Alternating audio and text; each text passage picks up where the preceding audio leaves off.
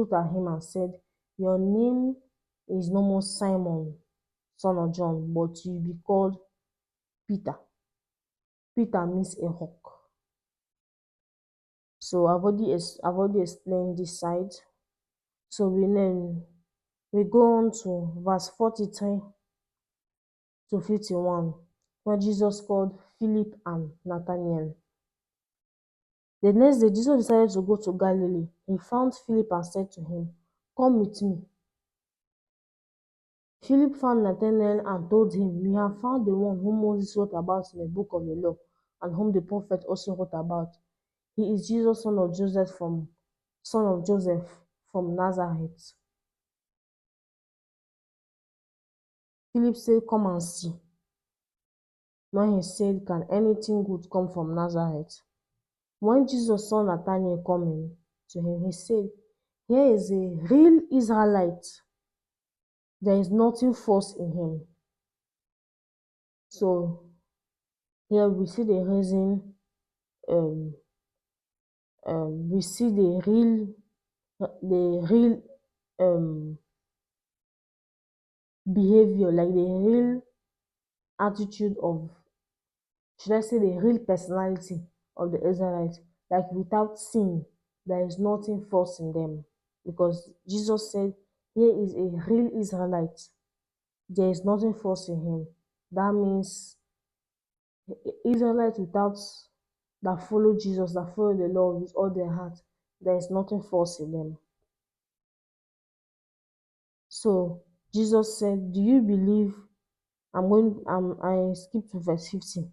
"Do you believe just because I told you I saw you when you were under the fig tree? You will see much greater things than this." And he said to them, "I am telling you the truth. You will see heaven open and God's angel going up and coming down on the Son of Man." So you see here that Jesus told him that he saw him under the fig tree in verse 48.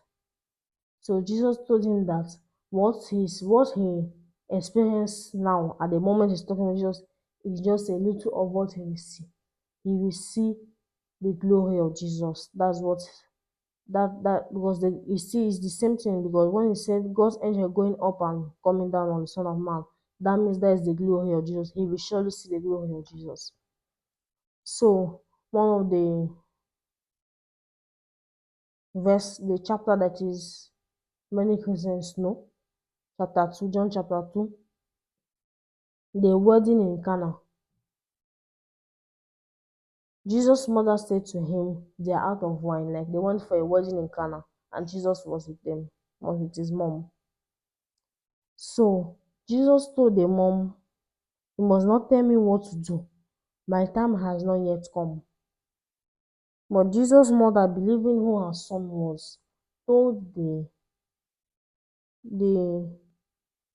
told the servants there that served the wine that, "Do whatever he tells you to." And they listened. Jesus told them to fill these jars with water, to fill the jars with water, fill them to the brim. And then he told them, "Then draw some water out and take it to the man in charge of the feast." So they took him the water, which had turned into wine, and he tasted it. He did not know where this wine had come from. But of course, the servant who had drawn out the water knew.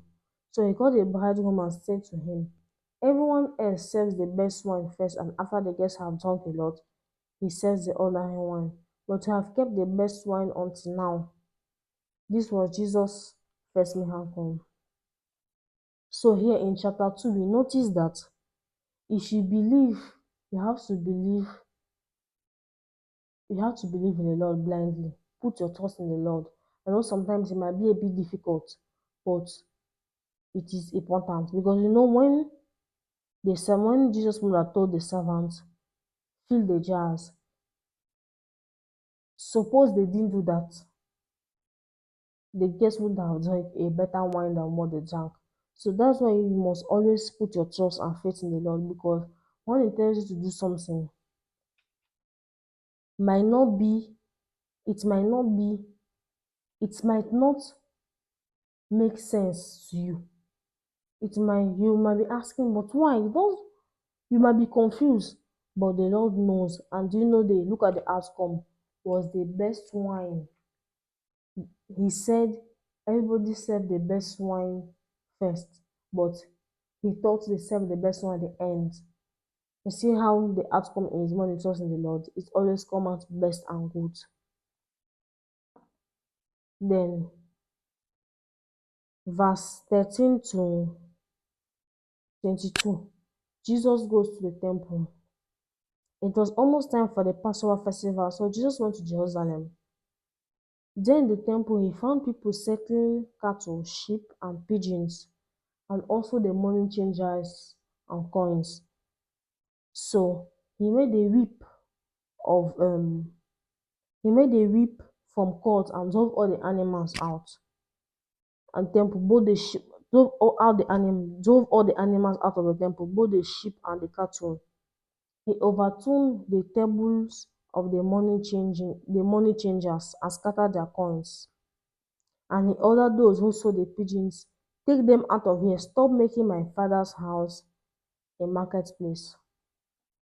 So here, this is very significant.